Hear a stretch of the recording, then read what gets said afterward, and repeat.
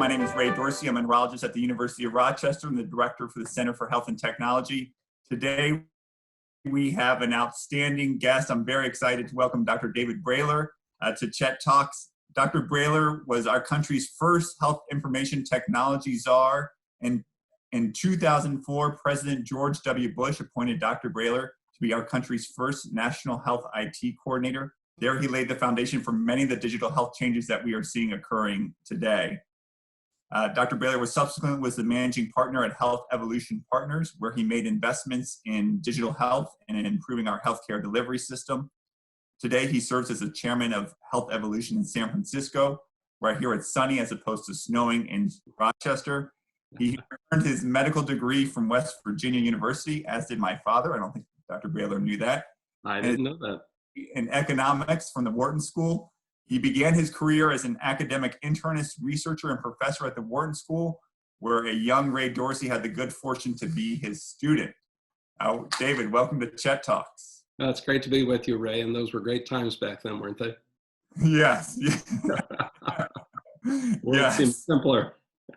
World did seem simpler. So before we get into digital medicine, you recently wrote a really moving piece on the bravery and empathy of clinicians addressing the COVID pandemic. And 40 years ago, 39 years ago, 40 years ago to today, we were confronting a pandemic of a very different, a different pandemic. And we were confronting an unknown virus that was uniformly and rapidly fatal, and there was no federal response. And so I don't know, you can see this New York Times article. This is the first New York Times article reporting on a rare cancer seen in 41 homosexuals, men, first in New York and then in San Francisco. And it reports that the cause of this outbreak is unknown and there is yet no evidence of contagion. Dr. Lawrence Altman, the author, didn't know that this was actually caused, no one knew that it was caused by a virus that was later identified as HIV. And the course of this illness was changed by a group of very brave, generally men and some women, who were most directly affected by this disease. And you were actually on the front lines confronting HIV as a clinician. I was wondering if you could tell us a little bit about that and maybe some parallels to COVID. Well, I arrived at Penn after AIDS was known, but before protease inhibitors came on the scene. And, you know, Ray, while it wasn't something that had the chance to become widespread in the population, it was something that had an enormous stigma attached to it, both for the patients and the clinicians, and an enormous fear about infectivity. You know, every clinician by 1983 or 84 knew that it was blood and semen borne, and that, you know, general transmission through respiratory or contact was not only improbable, was nearly impossible. But the public still didn't understand that. And what everyone knew is it was a universally fatal illness, excuse me, with a very ugly death.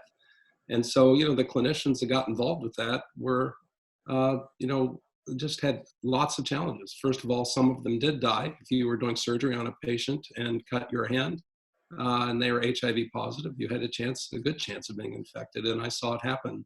But, you know, also just the clinicians that I remember a nurse that worked in our clinic who was asked to leave her apartment because her landlord thought that she would spread this disease throughout the complex. And, you know, I remember the fight that happened then, and her fight was like very many patients that had to deal with the social and financial and other challenges because of a society that just wasn't prepared.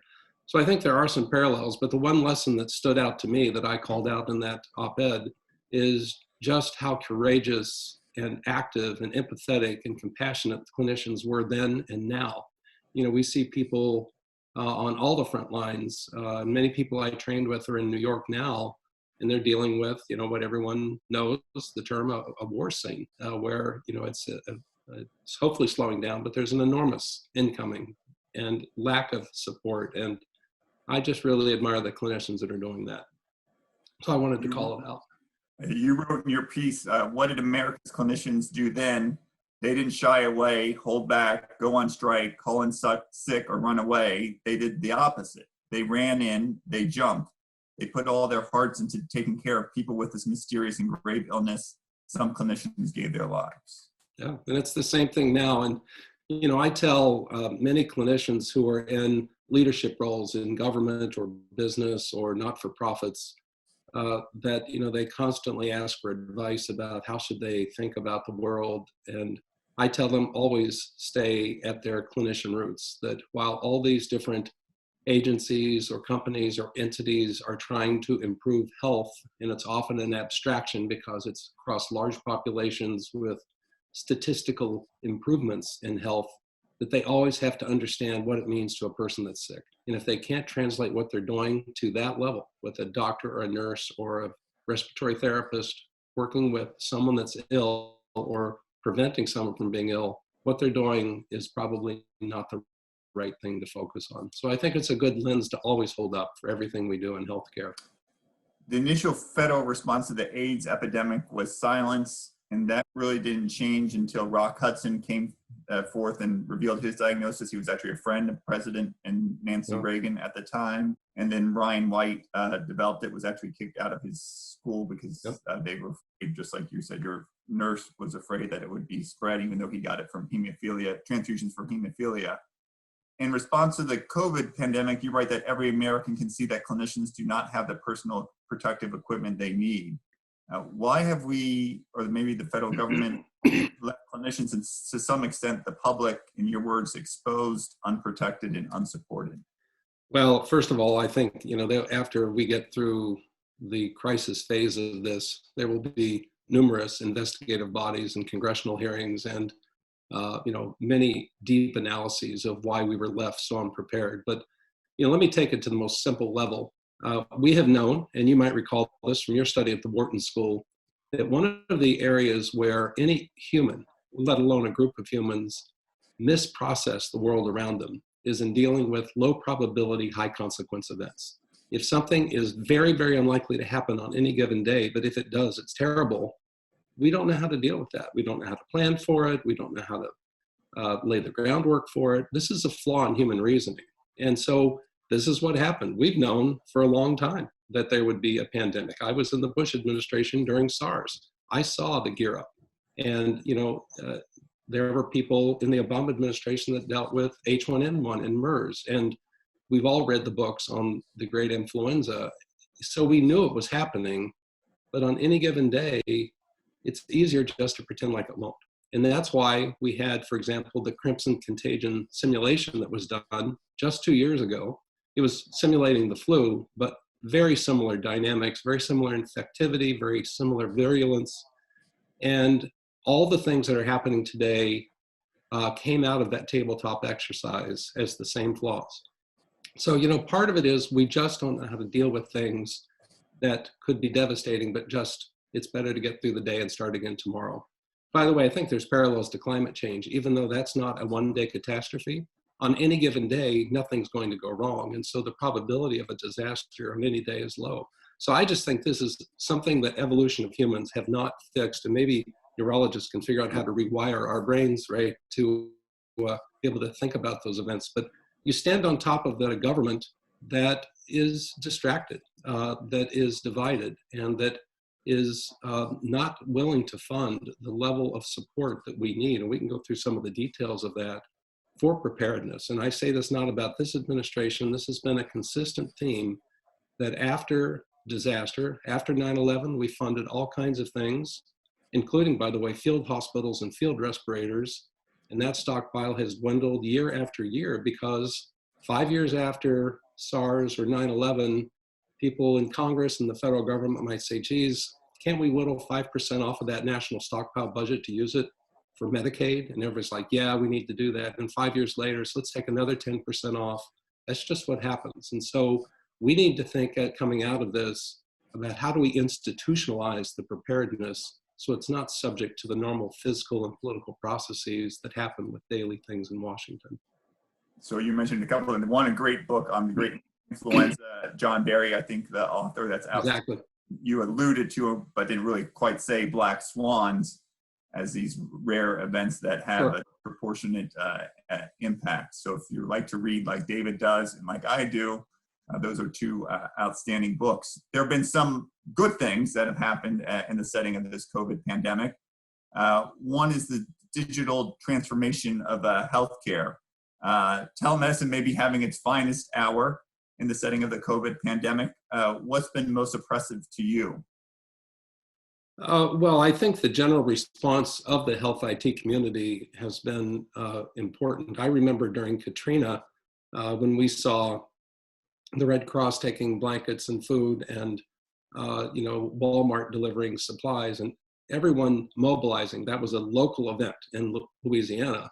But the same mobilization, and I was in Washington at the time, and the health IT community was caught a bit flat-footed and didn't know what to do to support that. And we started Katrina Health, which was an index of all of the prescription data for the people in the affected areas.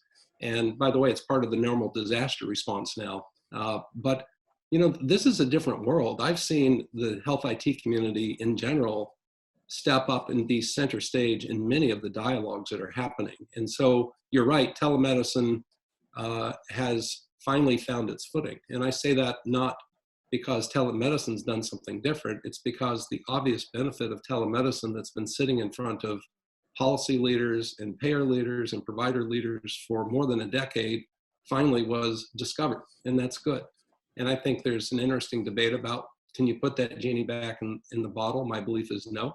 But I've also seen for example, Health Commons that the Rockefeller Foundation stood up to pursue other information sharing goals, converted itself towards COVID, and has now released COVID Check to help take people through a workup of their symptoms and steer them towards testing and ultimately towards treatment facilities.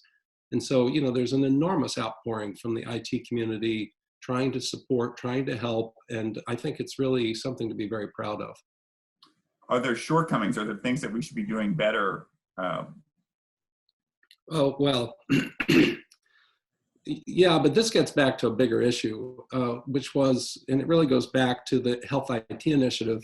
We had 4 elements of the strategy, 2 of which now have been put in place. Widespread access to information tools for clinicians, got that courtesy of the Great Recession's stimulus funding.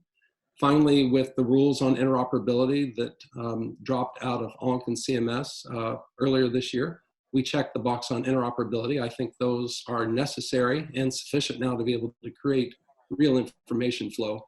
The 2 we never got done were consumers. I think consumers are moving slowly. But the one that really bothers me the most is a revamping of the public health community's IT infrastructure. After 9/11, there was a vast amount of funding put into connecting the most local police department up through state, all the way to federal law enforcement agencies. So there could be fast communication, sharing of data, sharing of information, aggregation of information to be able to understand trends or things that put us at risk for terrorism or other kinds of incidents. And at the time, there was proposed a very similar infrastructure for the CDC and state and local public health, an information sharing network, a set of interoperability standards, a set of tools to be able to quickly assimilate and digest information. And of course, that never got funded. And so, the very backbone of the information architecture of public health is broken. And to say it's underfunded is wrong, it's obsolete. And so that's very disappointing. And I hope that some of the emergency money or something coming out of this will re-architect, we'll go back to those plans and re-architect the kind of backbone we need. And I wouldn't call it shortcomings, but there's obviously a very active debate now about some of the more modern ways of doing contact tracing and isolation we could talk about, but I don't think that's a failing. I think it's more of a dialogue that we weren't prepared for at this point. So one country that seems to have embraced this IT integration across the public health sector is in Taiwan. Taiwan has embraced smartphones, remote monitoring, and digital communications in ways that I think would be even unimaginable to us. They can trace people when they arrive into the country, when they get to their home, provide diagnostic kits and remote monitoring for people in their home, so they actually never come into hospitals and facilities. Every time I see us building tents, I get nervous and I feel like we're going to just foster the spread of the disease. Can you tell a little bit of what's going on in Taiwan and what lessons or how that might be applicable to the U.S.?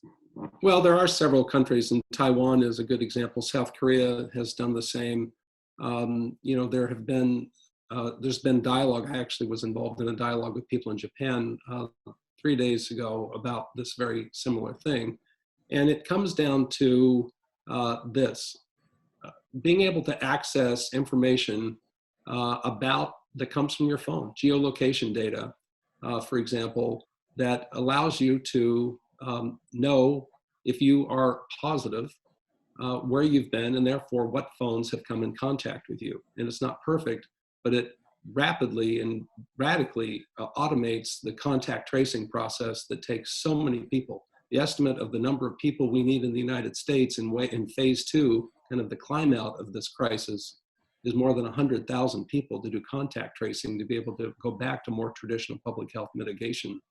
And if we can leverage that with IT, like South Korea or Taiwan has done, so we can quickly alert you that you've been in contact with someone that is positive, and use that for rapid tracing and testing, and frankly, for the enforcement of quarantine, because we know if you're out and about, or social isolation. We know if your phone's close to people. Now, if we did that, we could radically change wave 2. On the other hand, I just described things that would be deep incursions into the liberty and privacy of the American public that the government has no authorization to do unless there is truly an emergency declaration on the scale of a nuclear war.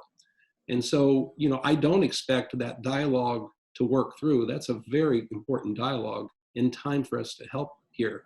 But I do think that there can be voluntary mechanisms. You saw the Google-Apple alliance to embed in their operating system kind of a watered-down version of contact tracing, if you would.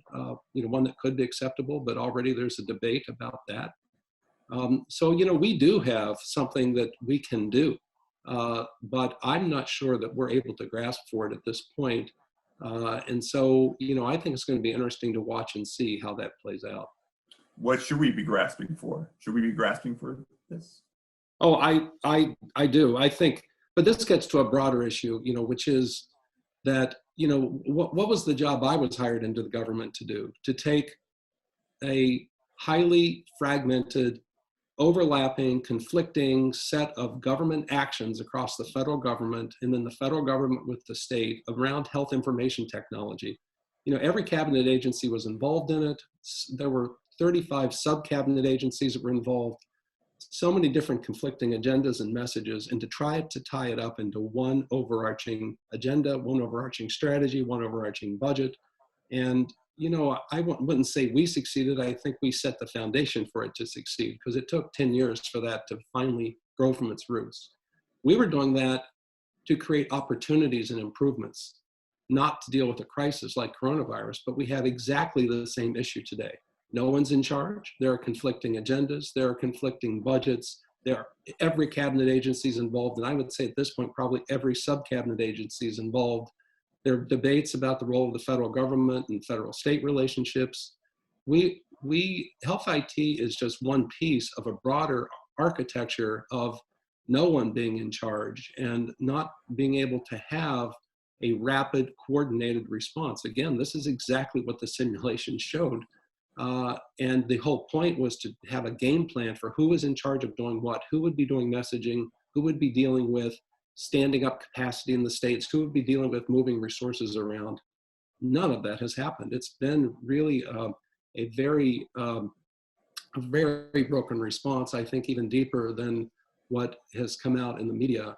And, I put that back to the fundamental authorities that, let's say the CDC should have.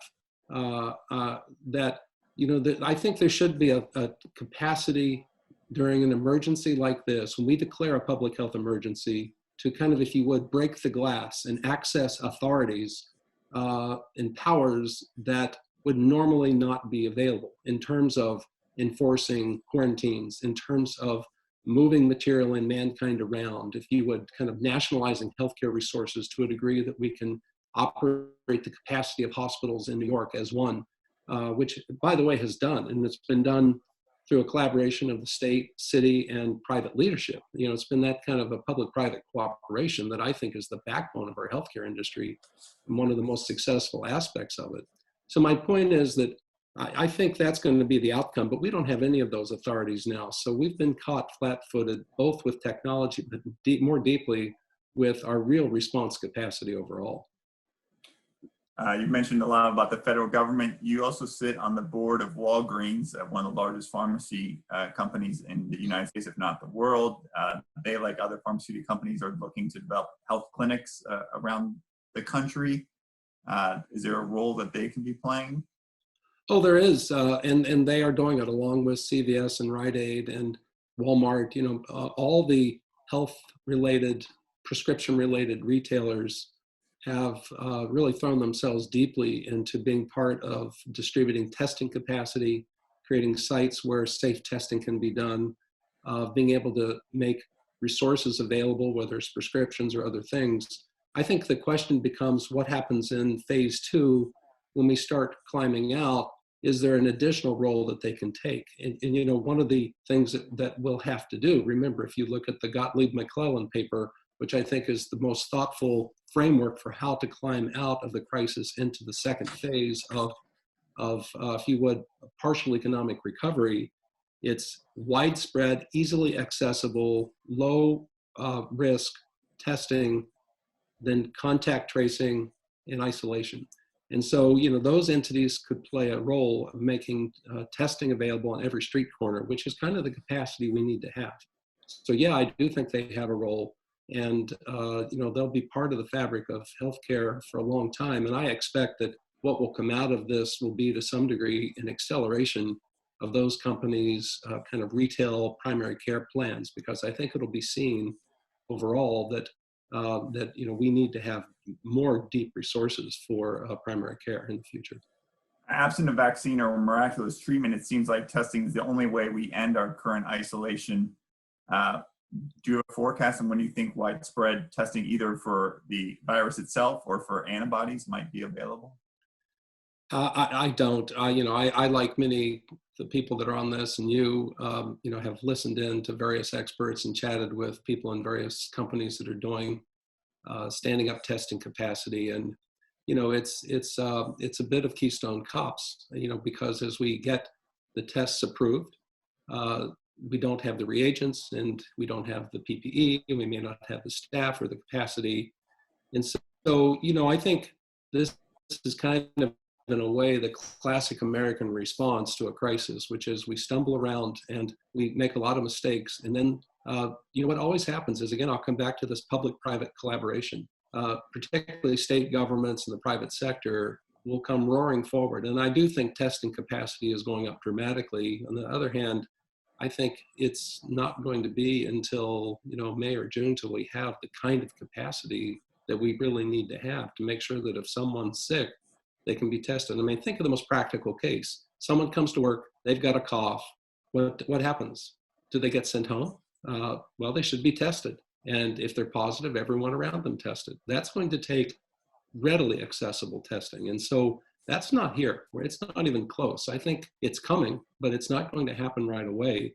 And I think this is one of the reasons that there's a tremendous amount of hedging on when we can start removing the kind of more draconian social isolation techniques to move to more activity. But it's not here yet. And, I have to say that in a way, I really admired, what the CDC was trying to do early on, which is, to go from a 2-strand to a 3-strand PCR test. So there's 3 points of confirmation for the virus. And they do that because of a very simple reason. The 2-strand testing that's been the hallmark of public health PCR for years has a lot of false positives and a lot of false negatives. The positive predictive value of those tests is in the high 80s, maybe in the very low 90s. And so, 3 strands takes it up to the 99+%, and you're dealing with a lot fewer testing errors. But they also messed it up, and that test is way harder to scale. So, in a way, we kind of, the mistake, I'm sure there'll be lots of tactical errors, lots of executional errors, lots of bad decisions, but in the end, where we are with testing is to some degree a result of us trying to take the next step forward in technology to be able to have much more precise public health tests. And we're paying the price for it now.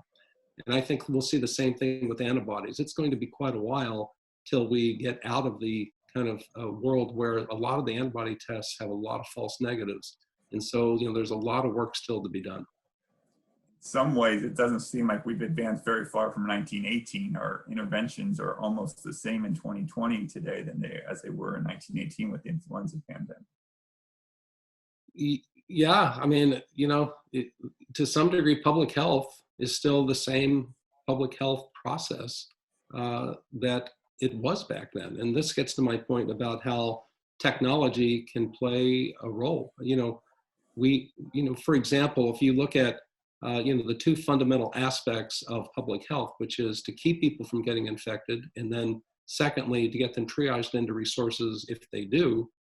We've talked already about what we could do to modernize public health during crises to reduce the infection rate by using our digital tools to create social isolation and to do contact tracing. So I won't repeat that. But, the other part of this is we know that, at least 80% of the people that get this don't go to the hospital, but they need to be monitored, particularly because we see some share of people fall very quickly from health to distress to death. And, a lot of those are people that don't have pre-existing conditions, diabetes, cardiac disease, obesity. And, obviously there are a number of genetic studies going on to try to consider what's happening with those patients. And I don't know if you've seen the recent reports of, it looks like there's a correlation of those with DIC. There's a lot of clotting being found in lungs and kidneys. And, is it causal? But it's a different avenue of exploration rather than something's affecting respiration. It could be affecting circulation. But my point is, for people, we don't want to come to the hospital. We don't want them coming because, if you look in China, familial contact was how it spread. If you look in Europe, it's in hospitals where it spreads. So we don't want people in hospitals. Well, what can the tech world do? How do you modernize public health? Well, you have an Apple Watch. We can measure your pulse, your respiratory rate. In the next version, all rumors in the Bay Area have it, there's going to be a pulse oximeter to measure PO2. And you can take your temperature. I mean, the basic monitoring you can do in a hospital, you can do with an Apple Watch, which means that if someone starts to deteriorate, you can pull them in. So even with early treatment, technology can play a role of completely changing how public health operates, but it's going to have to be picked up by the boots and thrown into the future because it won't get there based on how we've managed it in the past 20 years. So we're going to tell everyone listening that you're going to have questions, an opportunity to ask questions of Dr. Brailer at the end. I'm going to ask him a few more things, a little bit about the future, but we'd love to see questions from all of you. We need to keep people at home and care for them at home, and telemedicine's way to do that. You said the genie's out of the bottle. It's not going back in. The changes that have enabled telemedicine to be adopted have been temporary. CMS has enabled Medicare to cover telemedicine in the home, cover independent of geographic restrictions, and waive restrictions on state licensing for federal programs. Are these going to be changes going to become permanent? That's a great question. We really have, besides a pandemic, we have two massive experiments going on in federal policy. One, as you pointed out, on the coverage and licensure and kind of access to services side, the other one on the discovery side. And, my suspicion is, because if you look at the list of things that have been approved, they are things that many health reformers across the aisles have wanted for a long time. We don't want doctors trapped into state licensure. We want to have more liberal and fair treatment of telemedicine. We want some of the restrictions of the anti-inurement and the other pieces of health policy from the past that have gotten in the way of the future that we see. In a way, this is giving an opportunity for those to be removed. But I'm sure there'll be pressure to put them back on. I think the question is going to be, who has the authority to keep them there? To some degree, CMS can make policy decisions about coverage. They don't need an act of Congress to continue paying for telemedicine. We've all known for a long time that could be treated as a fair and equal part of the healthcare industry. And my guess is that genie can't be put in the back in the bottle and no one will want it, because suddenly we're going to see the value and the American public will see the value, and it's game over, it stays. The licensure issues gets into a federal state control thing, and technically that is in the rights of the states to control.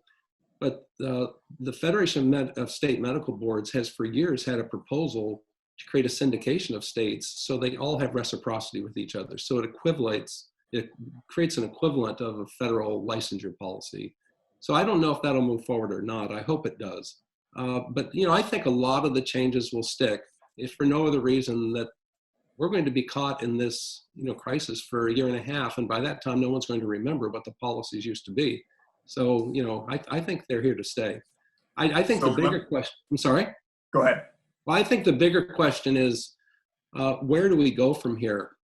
Because if you look at really across my career, efficiency of the healthcare delivery system has been the number one challenge. Getting more for less money, reducing inpatient utilization, squeezing inpatient capacity out, creating integration, creating value, paying for value.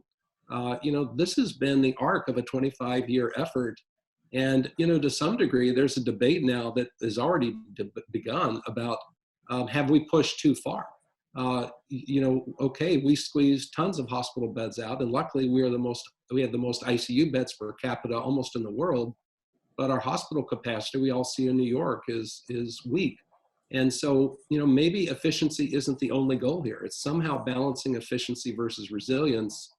And at the same time, can we ever really return to a value-based payment discussion? Because the healthcare industry is going to be left really radically broken financially. There's already been across the board debt downgrades and targeted downgrades by the rating agencies. We're already seeing the effects of so many elective procedures being postponed or canceled, and the whole kind of machine of healthcare slowing down in a way that I'm proud of to gear up for this. But the economic fallout on healthcare, just like the rest of the industry, is going to be tremendous. And so who knows what the health policy agenda is going to look like in care delivery for some time after this. So my guess is we go back to some very fundamental debates about what do we want the healthcare system to look like. So let me push you on that a little bit. So medical centers across the country are losing between $2 million and $8 million a day. $2 million to $8 million. Rochester will lose something like that. Mayo Clinic has announced furloughs. Universities, which which have medical centers, have their economics tied in completely almost to the fates of medical centers. Medical centers don't make money seeing Medicare beneficiaries at $70 for a telemedicine visit. They like the facility fees and lots of other things that they get. Weren't they going to push back against telemedicine and look for the ex ante what was happening before? Well, I think there's, again, who knows how that plays out, but there's two issues here. One is that there is a hole in 2020 finances for healthcare organizations, and maybe it extends into 2021. And that hole was created by the industry's rapid response. Then there is ongoing challenges. So let's talk about each one.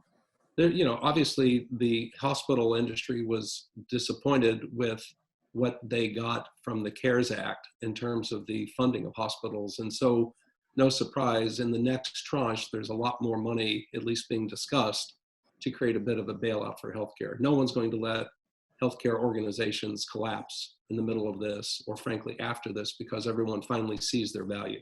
And they've done this all for the public's benefit. I mean, exactly. And again, I think this is not no good deed goes unpunished. This is a good deed that will be rewarded. It's going to take a while.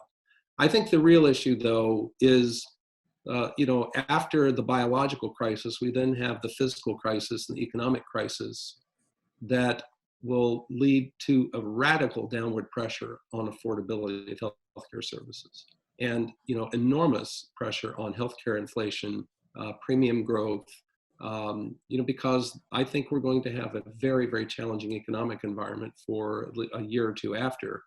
So, the issue comes down to something even more fundamental than telemedicine, which is the premise of healthcare has been built around a 5% to 10% inflation every year.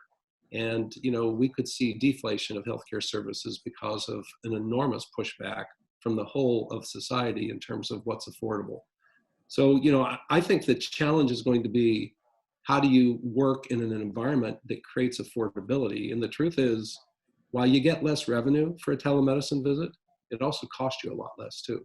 And you can do a lot more of them. And so my guess is there's a lot of CFOs sharpening their pencils and saying, okay, if we're really moving into an affordability crisis, maybe I should do more telemedicine and start figuring out how to radically lower my cost to deal with this new world.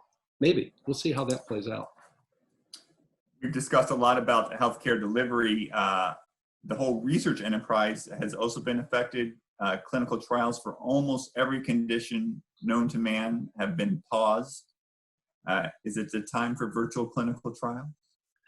Well, I think, just like telemedicine has come to the fore, virtual clinical trials, whether they're, completely virtual, in silico, or done in a way that doesn't require the same legacy fixed infrastructure that care delivery has, certainly have been selected for.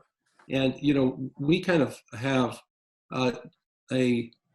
just like, if you would, the crisis has advanced the work of health IT, this crisis has also put the 21st Century Cures Act on the fast track, in terms of the ability to collect more empirical data. I mean, if you look at what's happening, we have the most fastest, most agile clinical studies being done in the history of America right now in hospitals in terms of combinations of various drugs that are layered on top of, the supportive treatment for patients that are progressing through or very distressed with COVID.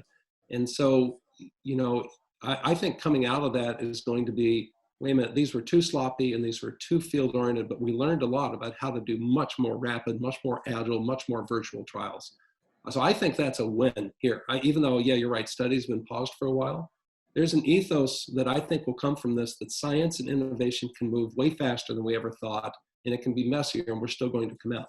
Now, on the other hand, I don't think it's a good idea for politicians to be in charge of this. I don't think it's a good idea for politicians to be promoting certain unproven drugs, particularly, frankly, when every clinician I've talked to tells me that Plaquenil doesn't help.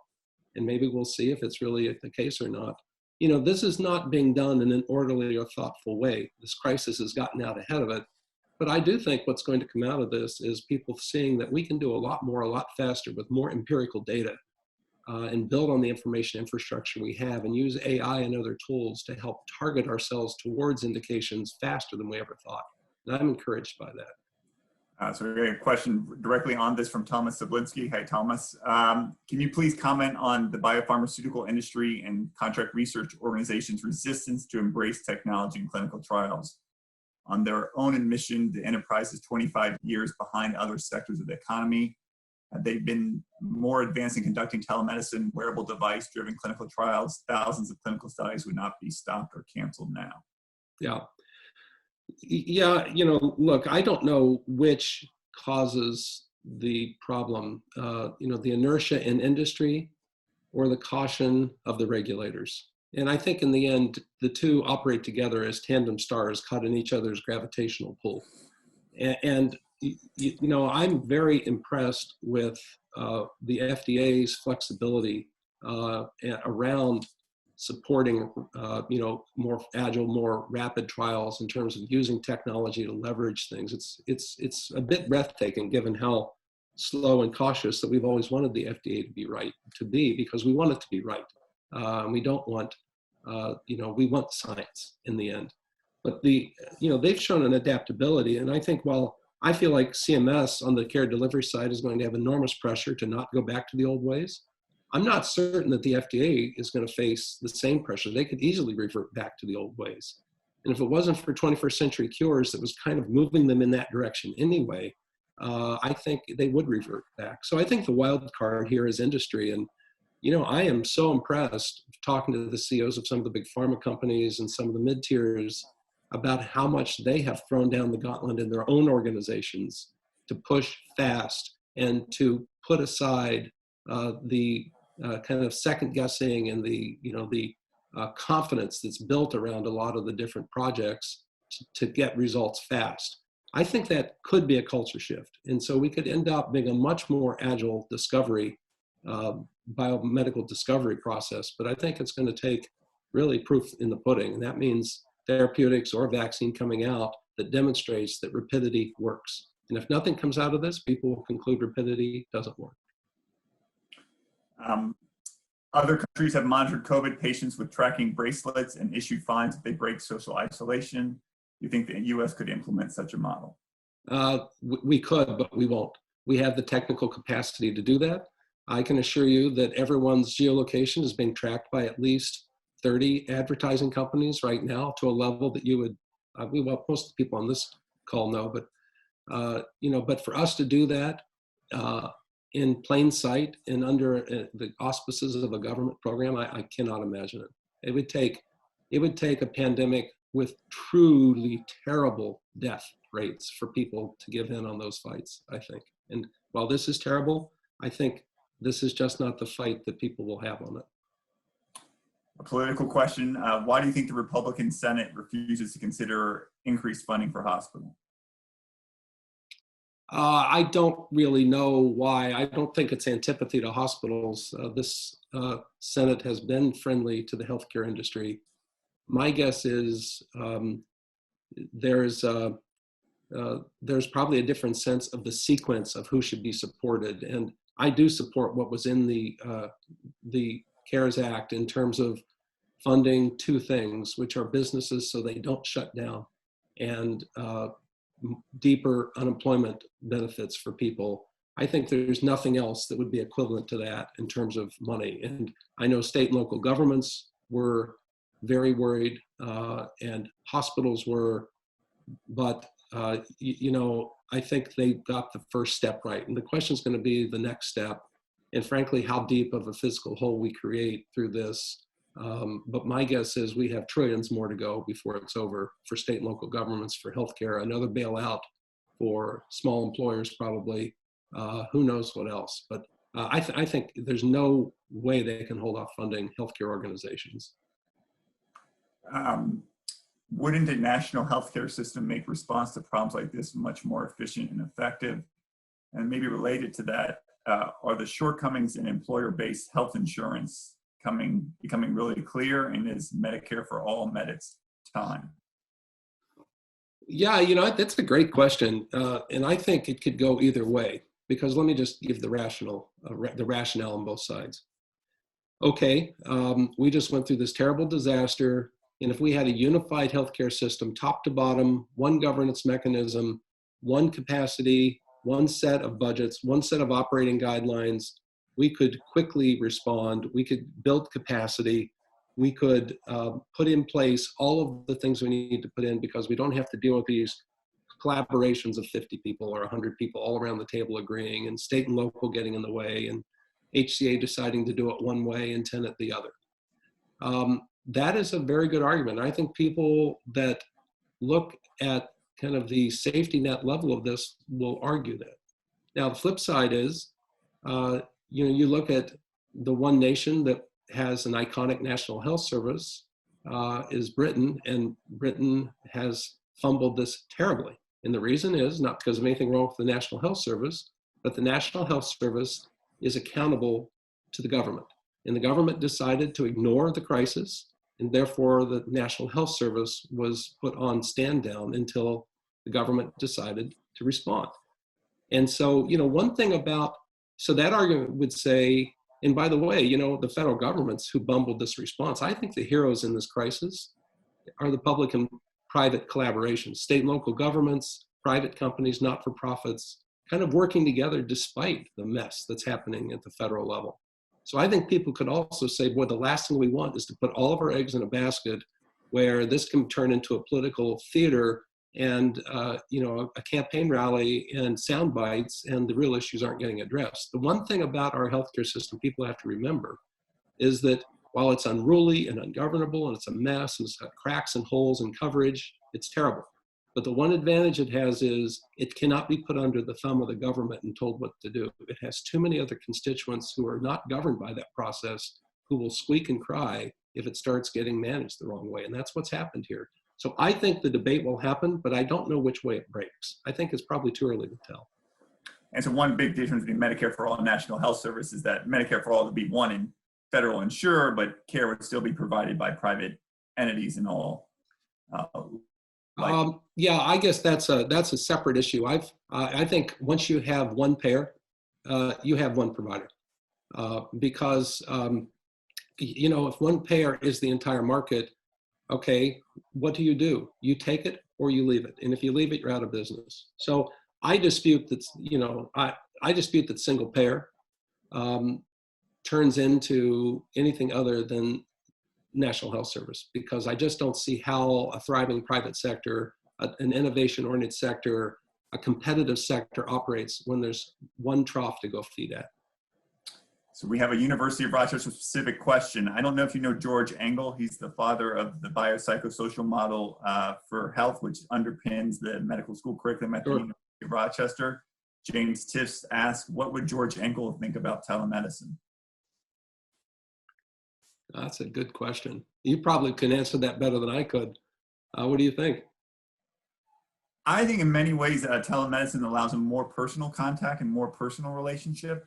So in the 1930s, 40% of patient-physician encounters were in the home. And the epitome of patient-centered care is actually the house call, where the doctor came saw the patient on their terms. And that telemedicine allows the second generation of that to occur, and that you see people on their terms than their natural environments. And so whatever you lose on the physical exam, you more than make up in terms of the social setting. I think there's something really, really, really powerful about clinicians coming to patients on their terms and seeing them in their environment. There it is. And patients to come see us on our terms. Yeah, there it is. I certainly think one of the issues that, again, will come out of this crisis is what we've done to our clinicians. This is something, again, I called out in the op-ed. You know, the clinicians in America have become the fix-it for everything. The EHR doesn't collect data well. Well, the clinicians will just have to change their workflow and collect the data. It's hard to use this new screen or whatever it is. We need to collect data for the study. Clinicians have become the utility players, and there's a reason that there's very, very high degrees of burnout. And, you know, I view telemedicine as a liberating technology for clinicians as well as for patients, because I do think in the telemedicine studies that I've seen, there's actually more contact time with the patient than there often is when they're in person. So I'm hoping that one thing that comes out of this, whether it's telemedicine or something else, is that our clinicians get liberated from being under the thumb of so many broken processes in the healthcare industry. I hope so too. Is there anything we can or should do as providers and advocacy in the space to help influence testing? What voice can we offer that actually moves the needle, voice of clinicians? I feel a level of responsibility, but do not know how to get above the noise, from Sarah Jones. Yeah, I mean, honestly, I was going to say that last part before you read it in the question, which is there's so much noise on this topic. I'm not sure how to have an influence at the federal level. I wouldn't even try. And besides, let's be honest, it's not really in the federal purview to deal with testing. It's a state issue. And I'm glad the federal government stepped up, and I'm glad that the CDC's finally gotten turned around. But, you know, the FDA came to the salvation here by allowing so many other companies to begin testing. So, you know, I think this is a local problem. You know, to me, this is when we become a confederation of city-states. And, you know, locally, the question becomes, how do you get testing capacity in your zip codes so that when someone is at school and the kid starts sneezing and the teacher says, I want them out of the classroom, they can be tested quickly and either isolated or returned to the classroom, or a worker or a healthcare worker. And so, you know, I don't know what the solution is in Rochester or in any other city. I know in the Bay Area, there's a coalition that is working very rapidly with all the different testing entities to figure out how to rationalize them so they're available and people know where they are and how to get them. And you can get results quickly and that the results are valid.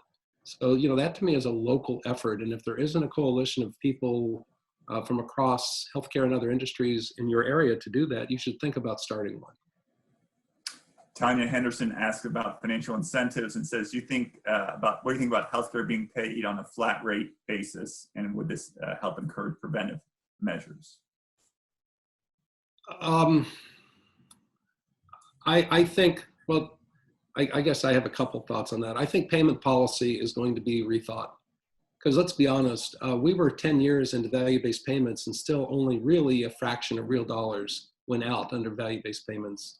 And with the pressure now on organizations, I can't imagine any organization signing up for true risk, two-tailed risk, where it's just not upside if you're good, it's also downside if you're not. So, the legacy payment architecture is sadly broken. We've known that. Fee for service, while there is a bit of a flat fee type of element to DRGs, it's not really. And the pathway that we thought was nirvana, I think may get rethought. And I've always been a fan of like an episode payment or something that wraps around the incidence of the disease that does that. And so maybe that will end up. But I expect there's going to be a lot of debate about payment policy, particularly given enormous downward pressure on healthcare costs now in a way that we've never, I think, experienced in my whole career. But I do think that's separate from preparing for the pandemic. I think what we see is, to me, the budget for the CDC and some of the other health-related safety entities in the government, some of which are in DHS, some in DOD, some in NIH, they need to have funding that can't be manipulated or cut over time as we forget things. And so I'm thinking that we should have more of a funding model that is standing funding, perhaps equivalent to the way Medicare is funded or something like that, so we never get caught flat-footed again. Remember, the challenge with this pandemic is if we could go back in time and talk to our forebears who had just come out of that pandemic, they would give us 30 lessons. Yeah, they wouldn't tell us about what to do with iPhones, but they would tell us what really worked. And I'm sure they wrote lots of books about it. They've all been forgotten. And so our challenge is, how do we put that knowledge into a structure where it will be available in 40 or 50 or 90 years, hopefully never. And that, to me, is institutionalization of the process and the money. Vince Bryant asks, it's exciting to see the needed push into innovation like telemedicine and ways to monitor and manage patients remotely. As you mentioned, real-time patient data can be delivered through devices like Apple Watch, although U.S. healthcare has been slow to adopt these. We still rely on outdated field data for a care team to react appropriately. Just curious if you have any thoughts from your experience in boards you participate in on how we can change this. Well, I would say... Life too. Yeah, well, I honestly, I think it's changed with the information blocking and related interoperability rules that ONC and CMS released in the middle of all this. And the reason for that is, for the first time, it recognizes the ability for technology acting as a patient on their behalf to acquire their data and assimilate it in a third-party space under the guise of the current regulations. And that organizations have to make those APIs technically accessible, so there doesn't have to be 3 forms filled out before you can technically access it. And so, finally, for the first time, we can start taking healthcare data, the traditional clinical data, the 1,000-mile checkup data when you go and get your lab test or whatever, and integrate it with daily streaming data that comes from your phone or your scales or something else, and begin working with that data. And to me, this is a huge breakthrough. And I think the challenge for healthcare delivery organizations, hospitals and related integrated systems, who have never wanted to touch all that unclean, non-HIPAA data that comes from watches and Fitbits and scales and other things, because it's not data that's generated from their normal clinical processes. They either begin assimilating that data, holding the data, integrating with the patient record, or they're going to lose to non-healthcare companies that decide they'll act on behalf of the patients, grab all the clinical data, assimilate it with them, and do something useful for patient care with it.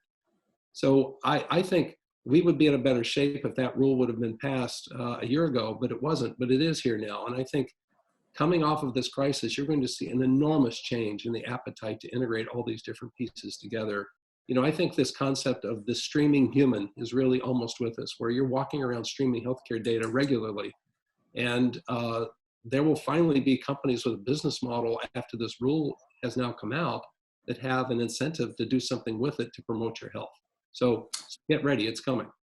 One more question, and I have a wrap up for you. Dr. Adam Kelly asks, with the rapid uptake of telemedicine, there are many clinicians providing telemedicine who have never done so previously. Do you have thoughts on how we monitor quality of care in a telemedicine environment so there are not unintended consequences? Yeah, this is the same thing that happened with teleradiology to some degree. It was first very institutionalized, and practices set it up as a parallel process to what was happening in-house. And then suddenly, like now, all the teleradiology technology was built into every PACS.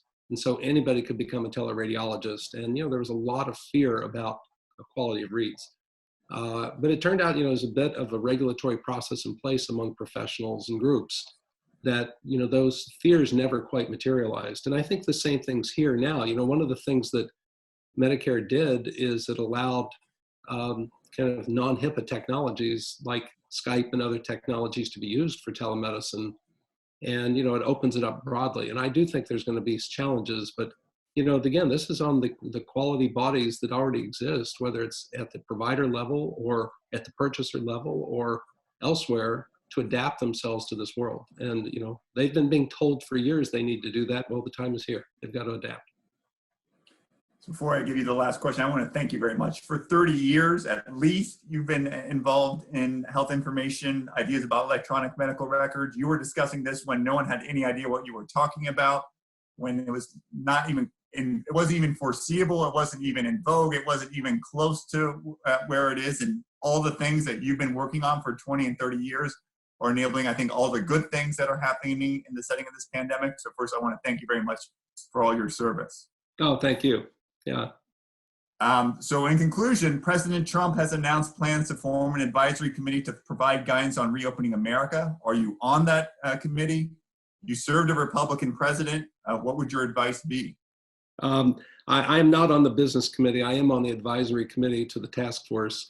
And, I had the privilege of serving a president who, came out of a crisis and, who I think recognized the importance of very clear communication and adherence to science, and to make sure that experts were heard and that there was a singular process, and that the government acted in a very clear, synchronized manner with all the other parties. So I guess my advice, if I gave it, would be pay attention to what your predecessors have done and maybe follow what they're doing. I think that would be the best advice I would give. Thank you very much, David, for joining us. Thanks, and sharing for being with you on Chet Talks. Join us for our next Chet Talk. It's tomorrow, Friday, April 17th at noon Eastern. We'll be speaking with Ms. Krista Drobak, the Executive Director for the Alliance for Connected Care. We will travel to Capitol Hill to speak to one of the country's leading digital health policy experts. Will the temporary changes that have fostered the use of telemedicine persist post-pandemic? What do these changes mean for virtual clinical trials? Find out tomorrow. Until then, the Center for Health and Technology at the University of Rochester thanks you for joining us. We'll see you tomorrow.